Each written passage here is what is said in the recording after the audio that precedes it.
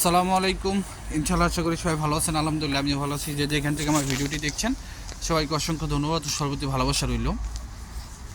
তো আজকে যে বিষয়টা কথা বলবো সেটা হচ্ছে, আপনারা এখন সম্ভবত একটু ভয়ে আছেন যে যে নতুন একটা যে ডিক্রি তো প্রকাশ হয়েছে বা যেটার বিবৃতি দিছে সে বিষয়টা নিয়ে আপনারা একটু ভয়ে আছেন।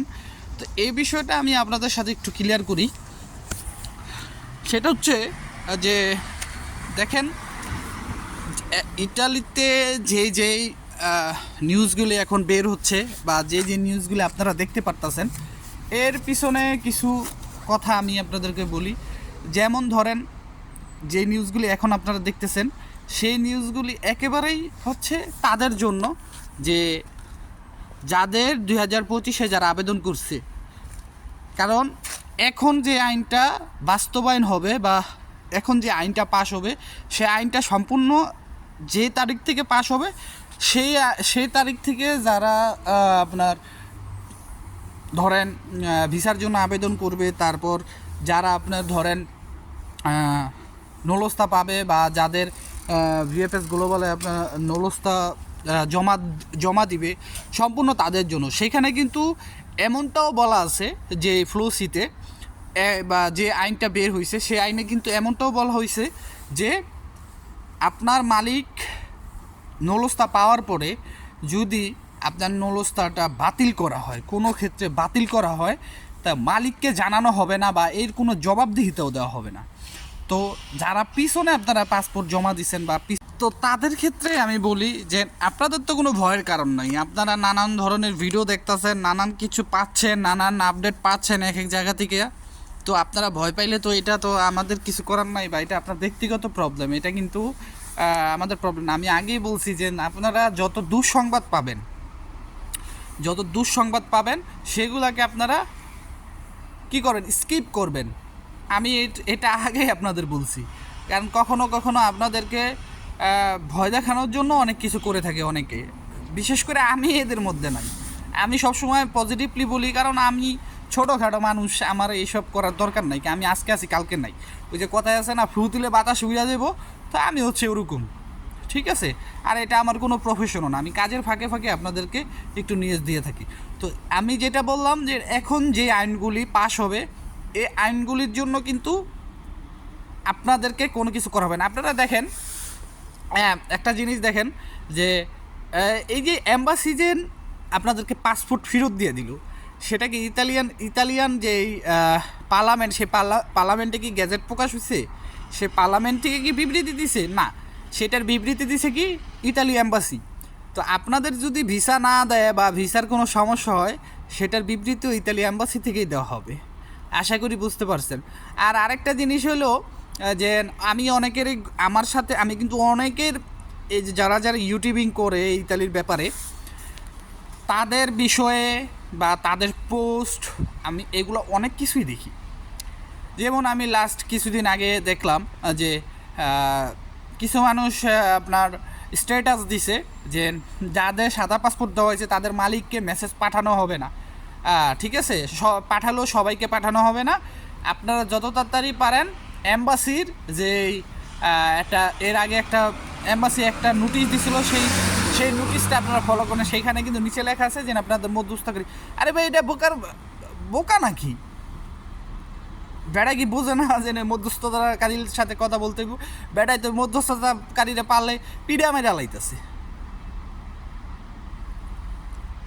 তো এইখানে ভাই আসলে আমি আপনাদের বলি যে যেই সব এই যে পোস্টগুলি করেন, এরকম পোস্টগুলি করছেন, যেমন কালকে আবার দেখি কি যে সবাই সতর্কতার জন্য জানানো যাচ্ছে যে যারা সাদা পাসপোর্ট পাচ্ছেন বা পেয়েছেন, আপনাদের যে নলস্তা জমা দেওয়ার সময় আপনারা যে ফর্ম পূরণ করছেন, সেই ফর্মে আপনারা যে সিম নাম্বার, মোবাইল নাম্বার দিয়েছিলেন, সেই মোবাইল নাম্বারটা আপনাদের কাছে রাখবেন।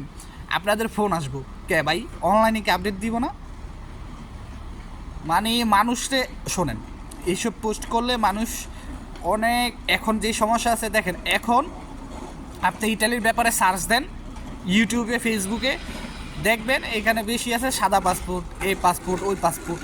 তো এইগুলা কিন্তু রিকমেন্ডেশন, এগুলার যে আপনার যারা ইউটিউবিং করে তাদের ভিতরে কিন্তু একটা ভালো মানে একটা দিক বা ভালো একটা জিনিস যেন এই বিষয়ে ভিডিও করলে হয়তো বা ভিডিওটা রিচ ভালো হবে না। দেখেন ভাই, এই যে এইখানে আমরা যে কথাগুলি বলতেছি বা আপনাদের উদ্দেশ্যে যাই বলি, এখানে যদি আমাদের মুখ ফসকেও যদি একটা মিথ্যা কথা বের হয়ে যায়, এই যে আপনারা মনে করেন 2000 3000 যার যত ভিউয়ার্স হয়, যে যারাই ভিডিওটা দেখতেছেন সবার কাছে কিন্তু আপনার কথাটা মিথ্যাই হয়ে গেল। পরবর্তীতে আজকে হোক 2 দিন পরে হোক মৃত্যুর পরে হোক এই মিথ্যার হিসাব কিন্তু আপনারা দিতে হবেই, ঠিক আছে? তো ওই চিন্তা করেন না, ভালো নিউজ দিলে আপনারা এমনি ভিউয়ার্স হবে। এই হচ্ছে আমার কথা। আর অ্যাপয়েন্টমেন্টের বিষয়টা দেখেন, এখন অনেকেই LQLN-এর যে ব্যাপারটা বলতেছেন জমা দিতেছে, তাদের ভিসা হবে না, ঠিক আছে? আর অনেকেই বলতেছেন যে VFS গ্লোবাল যে দুর্নীতি করতেছে, না, এটা এখন আপনারা ভুল, এটা হচ্ছে ভুল ধারণা যে VFS গ্লোবাল দুর্নীতি করতেছে। দুর্নীতি করতেছেন আপনার বা আমার মতো কিছু অসাধু লোক। কেননা তারা যখন আবেদন করতেছে LQর জায়গায় LN দিতেছে, LN-এর জায়গায় LQ দিতেছে। ধরেন LQ এখন জমা দেওয়া যাইতেছে যেটি ব্লু কার্ড ভিসা, তো VFS গ্লোবাল অবশ্যই জমা নিবে, ঠিক আছে? আর আমি আগেই আপনাদেরকে একটা কথা বলছি যে প্রস্তুতি নেন। এই হয়তো বা এই সপ্তাহে আগামী রবিবার আপনাদের পাসপোর্টের যে ফেরত দেওয়ার যে সিরিয়ালটা বা যে মিশনটা ছিল হয়তো বা এই সপ্তাহে শেষ হয়ে যাবে।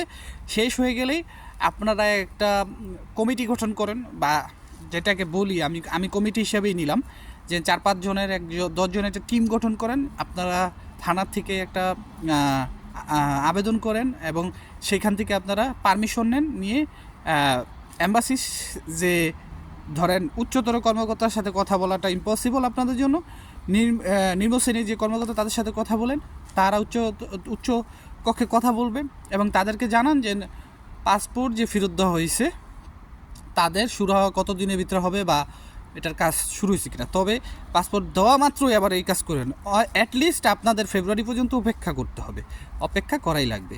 এবং সেম অ্যাপয়েন্টমেন্টের বিষয়টা, আর অ্যাপয়েন্টমেন্ট এখন অনেকে পাচ্ছে, অনেকের থেকে নিউজ পাচ্ছি যে অ্যাপয়েন্টমেন্ট অনেকে পাচ্ছে।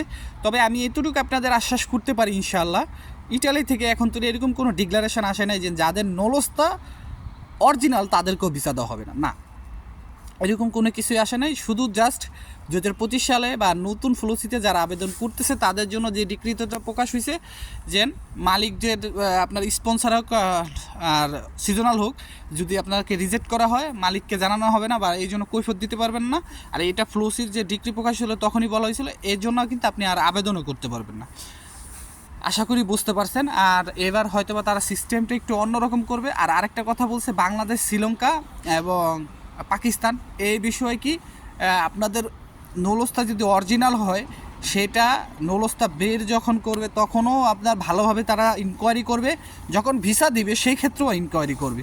চাইলে অ্যাম্বাসিডর আপনার নৌলস্তা যদি অরিজিনাল হয় চাইলে অ্যাম্বাসিডর সেটা বাতিল করে দিতে পারে, তাতে কোনো জবাবদিহিতা নাই। সেম আপনাদের যে ফ্যামিলি ভিসার যে ক্যাটাগরি, ফ্যামিলি ভিসাও এখন থেকে যারা করবে তাদের জন্য অনেক অনেক শর্ত থাকবে আর অনেক অনেক কঠিন হয়ে যেতেছে। আশা করি বুঝতে পারছেন। তো আজকের মতো এখানেই, সবাই ভালো থাকবেন, সুস্থ থাকবেন, সবার জন্য দোয়া হলে সবার জন্য দোয়া করবেন। আসসালামু আলাইকুম, আল্লাহ হাফেজ।